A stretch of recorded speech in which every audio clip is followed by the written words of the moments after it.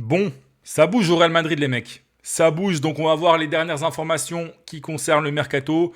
Donc voilà, prends tes pipas, prends tes chips, prends ton popcorn, on va voir ça tout de suite. Et on commence direct avec la grosse info, c'est quand même la signature à venir d'Ibrahima Konaté. Donc voilà, il y a plein de médias qui en parlent. Là, je vous ai mis l'article du média AS. Il y a plein d'autres médias qui en parlent. Romano, il a confirmé. Bref, donc 4 saisons plus une année en option pour Konaté qui va arriver libre de Liverpool. Voilà, donc ce serait la première recrue dans le cas où Florentino Pérez gagne les élections. Voilà, c'est très important parce que si Riquelme gagne les élections, ce qui est peu probable, Konaté, on ne sait pas. Mais bon, si Pérez gagne, Konaté sera joueur du Real Madrid. Donc, quel est mon avis sur l'arrivée de Konaté? Je vais encore endosser la cape de super aigri.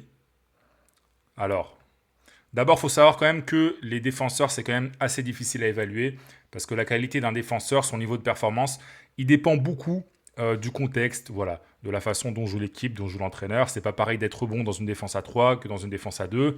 Ça dépend si la ligne elle est haute, si la ligne elle est basse, etc. Mais Konaté, quand même, je suis pas vraiment convaincu à 100% par le profil. Donc il y a des gens qui vont dire oui, mais il est gratuit, donc tu risques pas grand-chose. C'est vrai que tu vas pas dépenser d'argent. Il y a une prime à la signature, il y a un salaire, tu vas pas dépenser beaucoup d'argent, on va dire. Mais j'ai quand même des doutes, voilà, parce qu'il y a quand même le fair play financier de la Liga, c'est à prendre en compte. Donc, il prend quand même la place potentielle d'un autre joueur dans les calculs du fair play financier de la Liga. Et en plus de ça, tu as le risque que ça fasse une Alaba. C'est-à-dire que c'est un joueur qui va signer, il est peut-être bon un petit moment. Si après, ça se complique, pour t'en débarrasser, c'est compliqué, parce qu'il va signer avec un gros salaire quand même. Il y avait beaucoup de gros clubs qui étaient dessus. Liverpool lui a proposé une prolongation avec beaucoup d'argent. Donc voilà, on n'a pas les chiffres, mais il va signer un très gros salaire. Donc voilà, moi, Konaté, je ne suis pas convaincu. Le Real Madrid a besoin de défenseurs. Est-ce que c'est le choix idéal? Je ne suis pas sûr. Voilà. Après, c'est vrai que sous Mourinho, bon, ça peut quand même marcher. Voilà. Ça peut marcher, mais sur le principe, là, je ne suis pas super emballé. On va continuer avec les autres informations. Eh bien, la deuxième possible recrue, ça pourrait être Dumfries. Voilà, là, je vous mets l'article de Marca. Le Real Madrid en pole position pour Konaté, donc on vient d'en parler. Et ensuite, on nous parle, Matteo Moretto d'ailleurs, qui est un journaliste très fiable, nous parle de Dumfries, voilà, le latéral, piston, joueur de couloir, bref, appelez ça comme vous voulez. Il a une clause de 25 millions d'euros apparemment. Alors il me semble que Marca n'en parle pas, mais c'était mentionné dans plusieurs articles italiens. Et là voilà, là pour le coup, je pense que c'est pas mal. Voilà. C'est un joueur qui a de l'expérience, c'est un joueur intéressant pour étoffer un groupe. Là pour le coup, voilà, je pense que c'est le type de joueur dont a besoin le Real Madrid. Voilà. Dumfries, ça me semble pas mal. D'ailleurs, on dit Dumfries ou Dumfries? Je crois qu'on dit Dumfries. Bon bref, on s'en fout. Voilà. Vous avez compris. Donc voilà, pour résumer, Konaté c'est plus ou moins fait.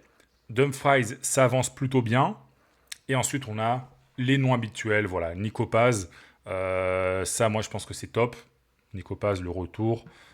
Bon. Après, Nico Paz sous Mourinho. Bon. Je sais pas si pour le joueur, c'est si positif que ça, les mecs. Mais bon. Je pense quand même que c'est un bon retour pour le Real Madrid. 9 millions d'euros en plus. Voilà. C'est bien. Voilà. Là, je suis emballé. Enfin, sur Konaté, j'étais un peu aigri. Dumfries, c'est bien. Nico Paz, c'est très bien. C'est très bien. Donc, on va continuer à voir les autres noms parce que voilà, on a un article du journal AS qui a été publié hier qui nous explique que y a plein de joueurs qui offrent leur service au Real Madrid. Bon, c'est pas les joueurs qui se proposent, c'est les agents, mais c'est pareil. Donc là, ça nous parle de Rodri. Rodri d'ailleurs qui sera la première recrue de Riquelme s'il gagne les élections. Pérez est favori.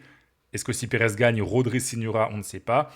Et ensuite, on a les noms de Bernardo Silva, Gvardiol, Enzo Fernandez, Vitinha et João Neves. Alors, qu'est-ce que j'en pense? Vitinha et João Neves, c'est mort. Sauf s'il y a une sorte de clause qui leur permet de partir. Mais c'est mort, le PSG va jamais lâcher, les gars. Voilà. Désolé si t'es supporter du Real Madrid. Vitinha et Neves, ça va être très compliqué. Je dis pas que c'est mort. Enfin, je vais même pas dire c'est très compliqué, c'est mort. Gvardiol, ça peut être pas mal. Gvardiol, dans le profil, ça me semble un peu plus convaincant que Konaté, par exemple. Pour la défense, après, évidemment, ça dépendra aussi de l'entraîneur, comme j'ai dit avant. Et ensuite, Enzo Fernandez pour le milieu de terrain. Enzo Fernandez, top. Voilà. Enzo Fernandez, alors, est-ce que c'est vraiment le profil dont a besoin le Real Madrid en ce moment même? Peut-être pas, mais c'est un super milieu de terrain. Voilà. Moi, Enzo Fernandez, je pense que le Real Madrid, s'il faut lâcher 120 millions d'euros sur Enzo Fernandez, le Real Madrid doit les lâcher. Voilà. Je pense qu'il n'y a pas de doute à avoir. Et je pense pareil pour Rodri. Voilà. Rodri, il y a beaucoup de manque de respect sur Rodri. Je ne sais pas si c'est à cause de la campagne qu'il y avait eu par rapport à Vinicius au Ballon d'Or. Mais on a l'impression que Rodri, c'est devenu un peintre. Alors effectivement, il a eu des problèmes physiques dernièrement. Mais les gars, Rodri, c'est du top, top niveau. Rodri, dans ce Real Madrid, c'est... Le Real Madrid a besoin de Rodri. Je comprends pas les fans du Real Madrid qui ne veulent pas de Rodri alors qu'il joue avec Camavinga, avec Valverde et avec Tchouaméni. Alors c'est vrai que Rodri viendrait plutôt pour jouer à la place de Tchouaméni. Donc là, effectivement, déjà Rodri et Tchouaméni ensemble, bon, c'est peut-être pas idéal.